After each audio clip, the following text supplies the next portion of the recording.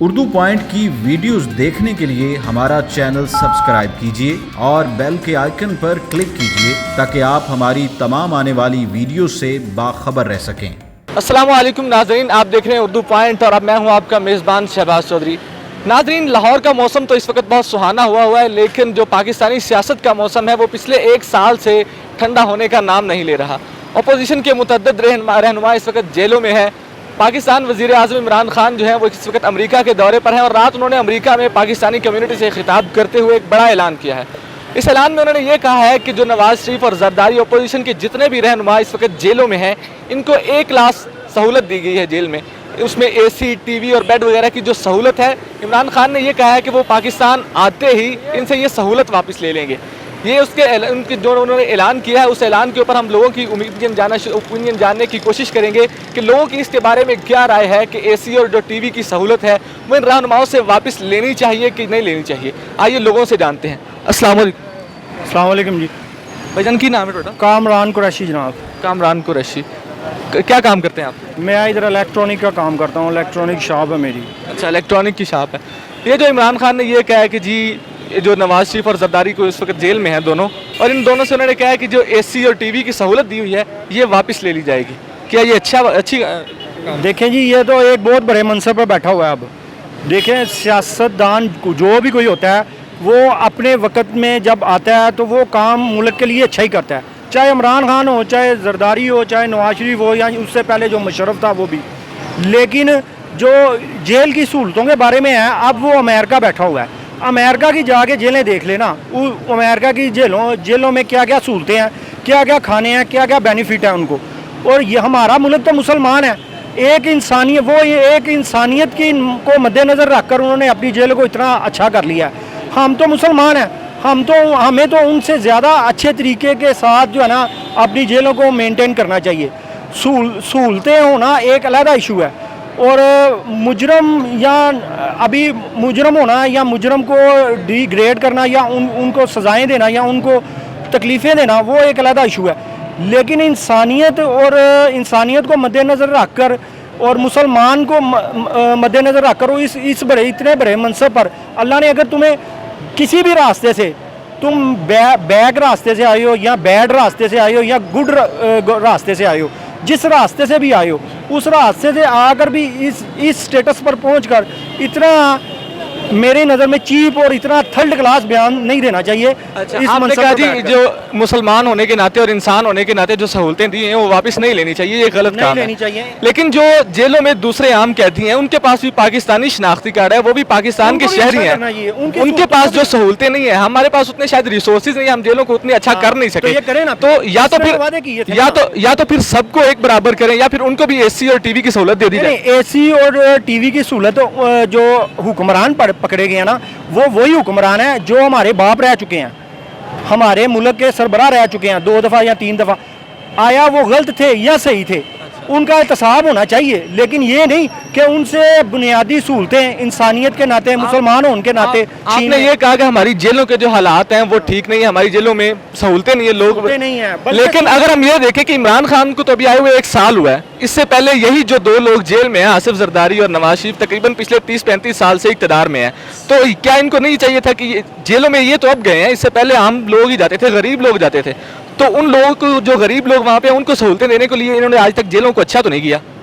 वो एक अलग इशू है, जेलों को अच्छा करना या ना अच्छा करना। लेकिन जब इमरान खान आया था, इमरान खान ने 10 साल स्ट्रगल की है, तो उसको ये नहीं पता था कि हमारी जेलों की सहूलत ये है, हमारे सड़कों का हाल ये है, हमारे लीडरों का हाल ये है, हमारे मुल्क का हाल ये है, हमारी जो अदारे हैं वो करप्ट हैं। हमारे तो ये कह रहे हैं कि इनको सबको एक बराबर, जिस तरह गरीब को रखा जाता है उस तरह इसको रखा जाएगा। अगर इसकी पार्टी में कोई आ जाए, नून लीग का वही चोर डाकू डकैत, वही ब्यूरोक्रेट इसकी पार्टी में शमूलियत कर ले तो वो पाक साफ हो गया, फरिश्ता हो गया।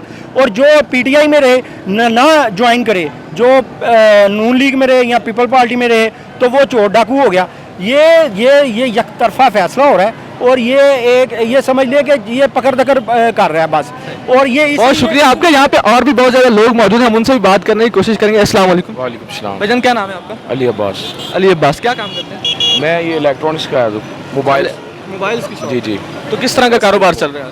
आपके सामने सुबह की तो लाइट ही नहीं आ रही है, आपके सामने जेल में हो या जेल के बाहर एक जैसा ही सलूक है। अच्छा, तो जो इमरान खान गवर्नमेंट आई है ना, जब की इनकी गवर्नमेंट है, कोई चीज़ एक जगह पे नहीं है।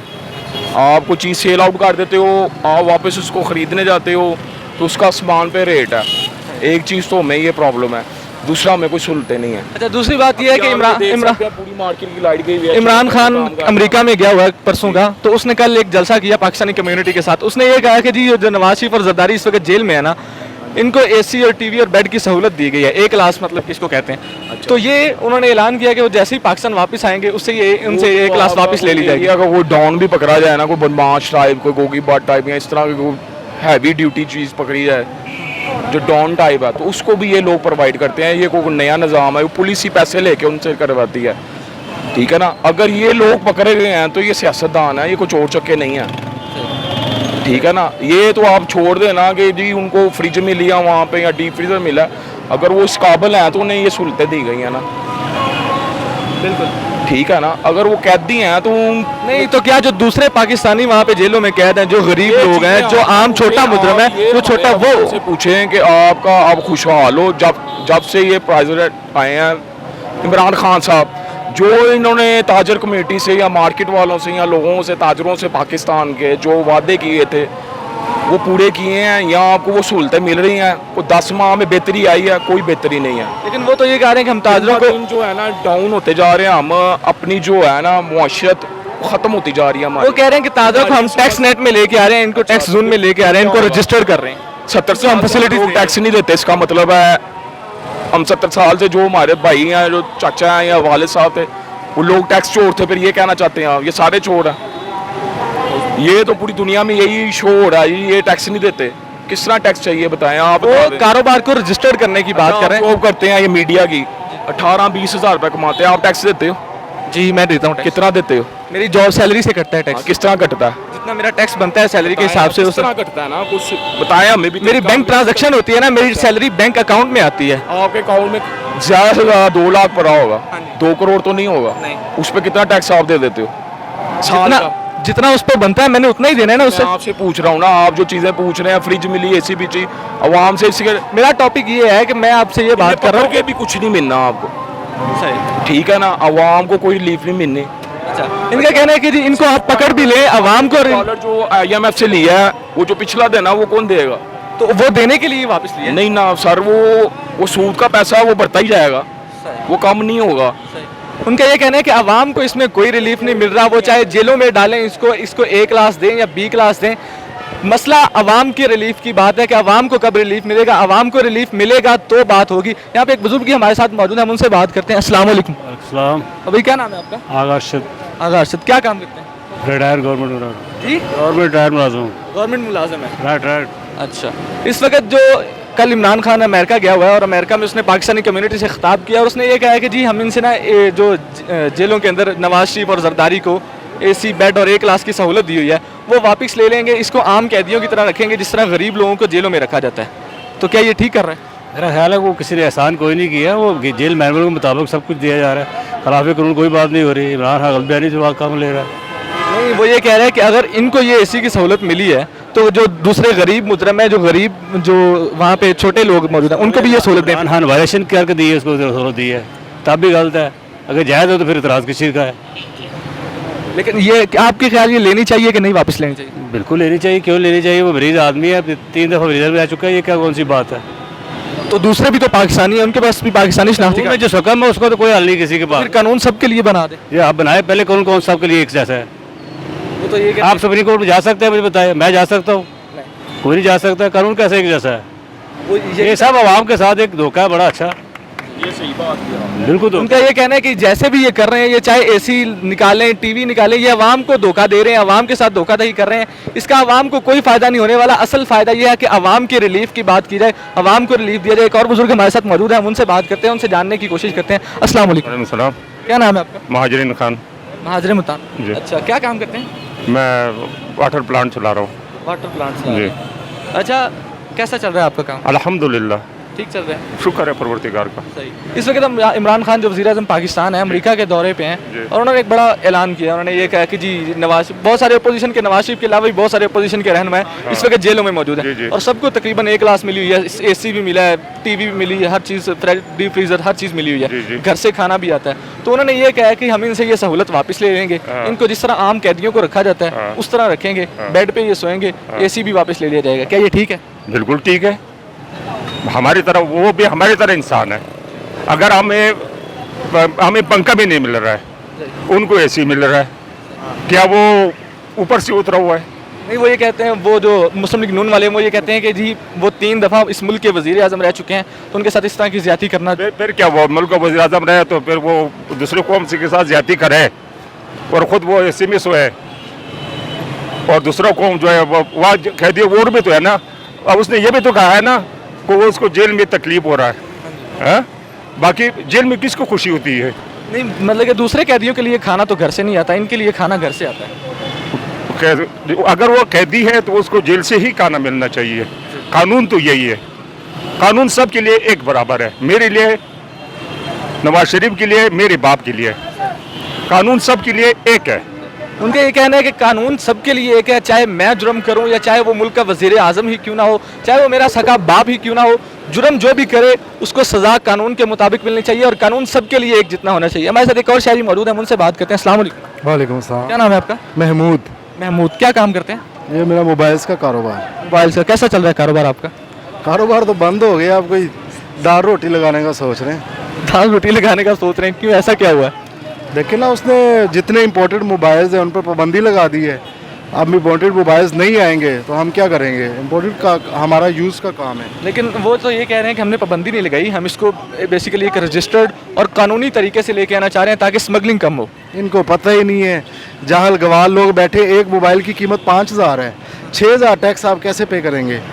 5,000 जो मालियत का मोबाइल है उसकी जो टैक्स ड्यूटी बनती है ना, वो 500-600 रुपये बनती है, वो 6,000 रुपये लगा रहे हैं। और जो 70,000 का मोबाइल है पाकिस्तान में यूज़, उसकी ड्यूटी 65,000 रुपये है। वो देखते हैं कंप्यूटर में मार के कि यार डब्बा पैक ये 1.5 लाख रुपए का है। भाई डब्बा पैक पाकिस्तान में आया ही नहीं, वो तो बाहर के ये जो मुल्क में पाकिस्तान, ये जो यहाँ पे हार रोड में यहाँ पे बहुत सारे इंपोर्टेड मोबाइल जिस तरह एप्पल का है और सैमसंग का, बहुत ज़्यादा डब्बा पैक बेचे जाते हैं यहाँ पे। तो क्या वो डब्बा पैक नहीं होते? जिस तरह आपने कहा डब्बा पैक मोबाइल पाकिस्तान में आया नहीं है। जो पाकिस्तान में ऑफिशियली लॉन्च होता है ना, जैसे आईफोन है, आईफोन को आप छोड़ दें, G5 है, Q मोबाइल है, हवावे है, ओप्पो है, ये घटिया तरीन LCD MT के प्रोसेसर, ये वाले वो आवाम को कह रहे हैं 45 हज़ार में बॉक्स पैक लें, ठीक है, जिनमें वो फैसिलिटीज़, वो फीचर्स ही नहीं है जो एक इम्पोर्टेड मोबाइल्स में है।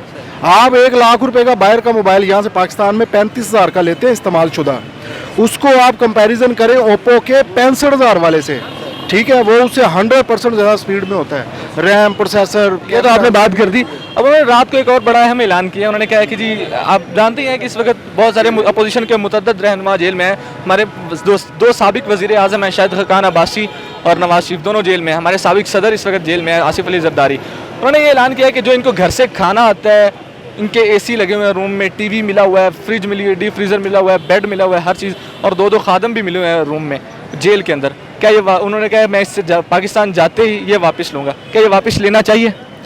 ये बात किसी हद तक उनकी ठीक है, वो जो कानूनी कार्रवाई, ये बुजुर्ग सही कह रहे हैं, सबके लिए बराबर होनी चाहिए।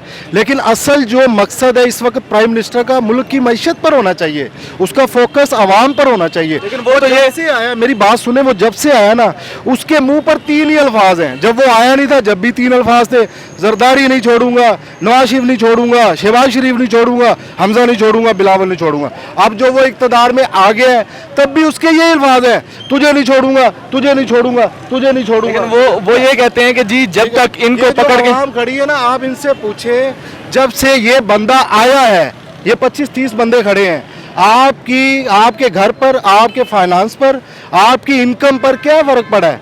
पेट्रोल किधर चढ़ गया, दालें किधर चलेगी, सब्जी। वो ये कह रहे हैं, कल उन्होंने बड़ा कैटेगोरिकली कहा है जलसे के दौरान कि जिस तरह चीन ने 450 वजीरों को जेल में डाला, हम इन करप्ट लोगों को जब तक जेल में नहीं डालेंगे हमारी मईशत नहीं उठेगी। वो ये कह रहे हैं मैं इनको जेल में इसलिए डाल रहा हूँ कि हमारी मईशत उठे। ठीक है, वो जेल में है, वो जेल में भी है, वो जूतियाँ भी खा रहे हैं, भाई हमें क्या फ़ायदा हो रहा है ये बता दें। ये ये इंतकाम की सियासत है, इससे आवाम का कोई सरोकार नहीं है। मैं ये- तो गोली मार दे उन्होंने कहा इंतकाम की सियासत है। अब वो तो ये भी कह रहे हैं कि ये जो इन्होंने मुल्क का पैसा लूटा है वो वापस दे दें, हम इनको छोड़ देंगे।